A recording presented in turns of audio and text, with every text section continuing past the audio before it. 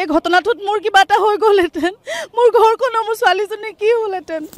ৰাস মহোৎসৱৰ আনন্দময় সময়ৰ মাজতে ভয়ংকৰ বিপদৰ পৰা কোনোমতে ৰক্ষা পৰে বেহাৰবাৰী আউটপোষ্টৰ তৰামাই খ্যাত জনপ্ৰিয় অভিনেত্ৰী সীমা বৰুৱা। প্ৰকৃততে ঘটনাটো কেনেকৈ হৈছিল কথাখিনি অভিনেত্ৰী সীমা বৰুৱাৰ মুখেৰে জানো আহক। পিছফালৰ পৰা মাৰি দিছে ট্ৰাক এখনে। এতিয়া কষ্টটো আমি কৰিছোঁ, টোপনি ক্ষতি আমি কৰিছোঁ। এতিয়া বাকী যিজনে মাৰিছে তাৰ টোপনি ক্ষতিয়ে হৈছে নে কিবা হৈছে।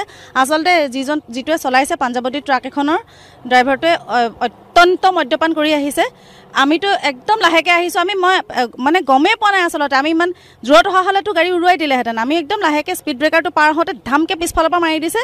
ঘূৰি পেলাই চাই পেলাই দেখিছোঁ আমাৰ গাড়ীখনে ভাঙি পেলালে আৰু একদম অৱস্থা বেয়া কৰি পেলালে। এতিয়া মই বাৰু কৈছোঁ যে এতিয়া মই নোকোৱা হ'লে আচলতে ড্ৰাইভাৰটোক মাৰপিটেই কৰিলেহেঁতেন, ইমান দেৰি নথ'লেহেঁতেন। মই মাৰপিট কৰিবলৈ দিয়া নাই, কিন্তু আচলতে কেলেনো খাই আহে মই বুজি নাপাওঁ।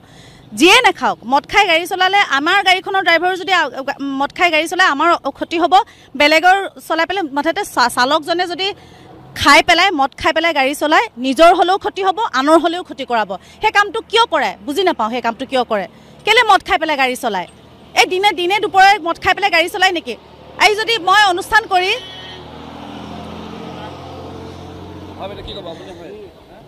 মোৰ ছোৱালী এজনী আছে ঘৰত, আজি এসপ্তাহ ধৰি মই ঘৰৰ পৰা বাহিৰত আছোঁ।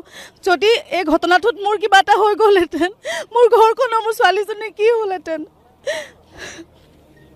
আৰক্ষী প্ৰশাসন লগে লগে আহিছে বাৰু, খুব ভালকৈ সহায় কৰিছে। মই এতিয়া থানালৈ গৈ আছোঁ।